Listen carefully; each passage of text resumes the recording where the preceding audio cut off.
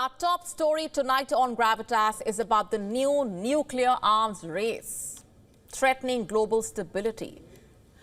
The Russian Foreign Minister Sergei Lavrov has made it clear that the country is set to abandon a moratorium on deploying intermediate and shorter-range nuclear missiles. What's the catalyst, you ask? According to Lavrov, the United States planned deployment of similar weapons across various regions. And now Russia's move directly endangers the last remnants of a Cold War-era arms control framework. In fact, fueling fears of a fresh nuclear arms race among countries such as the US, Russia, China. Before we go any further, it's important to first understand how much nuclear arsenal the countries possess.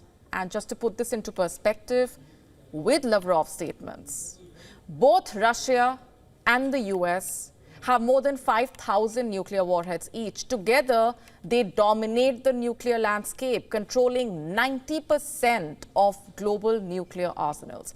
China, while lagging way behind with around 600 warheads, is rapidly modernizing and expanding its arsenal. Like we told you early this month, according to a Pentagon report, China has added more than 100 warheads in the past year alone, and the PLA is projected to possess over 1,000 warheads by 2030. So any kind of declaration that opposes arms control is alarming, not just for the countries involved, but for the entire world that may be engulfed in a nuclear chain reaction, posing catastrophic consequences. As per reports, Lavrov justified the policy shift, stating that the US has arrogantly ignored warnings from Russia and China and has effectively initiated the deployment of such weapons in various parts of the world. The statement perhaps highlighting the worsening relationship between Washington and Moscow, which, by their own admission, is now at its lowest point since the Cold War. The US plans to install missiles in Germany by 2026. These long-range missiles reportedly include SM-6, Tomahawk, and the developmental hypersonic weapons. As per reports, the collapse of the Intermediate-Range Nuclear Forces Treaty in 2019 has been a precursor to these developments, signed in 1987 by then US President Ronald Reagan and Soviet leader Mikhail Gorbachev.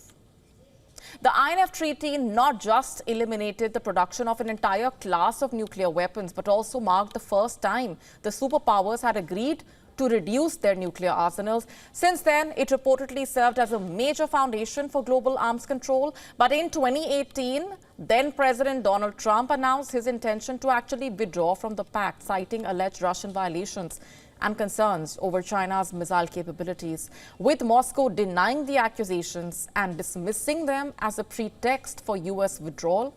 Russia, in response, imposed its own moratorium on the development of missiles banned under the INF Treaty. These basically included ground-based ballistic and cruise missiles with ranges of 500 to 5,500 kilometers. But now that restraint is gone. Lavrov made it clear the moratorium is quote-unquote no longer practically viable and will have to be abandoned, perhaps signaling a dangerous new future where tit-for-tat nuclear missile deployments and production could become the norm.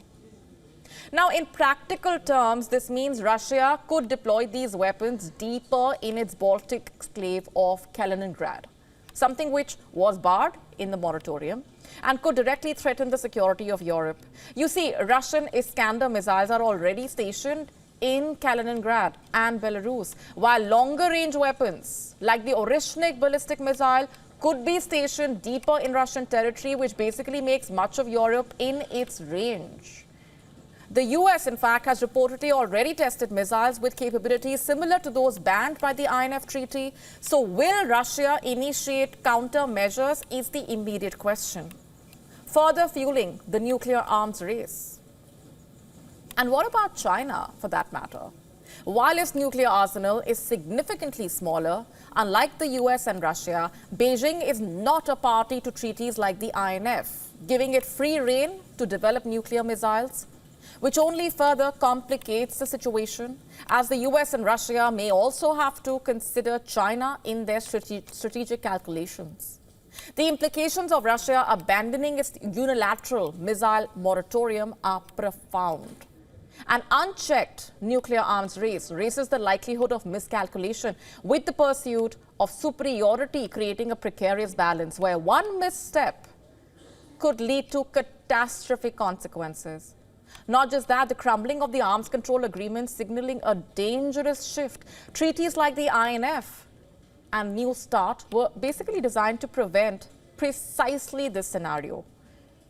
New START, as it's called, is a nuclear arms reduction treaty signed between the US and Russia that came into effect in 2011. And with the New START treaty set to expire in 2026 and reportedly no strategic dialogue on the horizon, Russia, the US and the world face the prospect of a complete collapse in arms control frameworks. Without a commitment to renewed dialogue and arms control, the world may be hurtling towards an unprecedented era of nuclear competition, and the stakes could not be higher.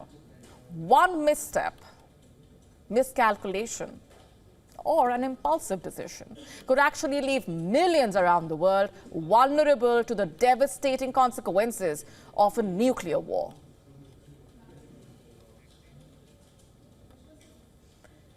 And just a few days to go as far as Joe Biden's term as the President of the United States is concerned, and he has unrolled another aid package for Ukraine.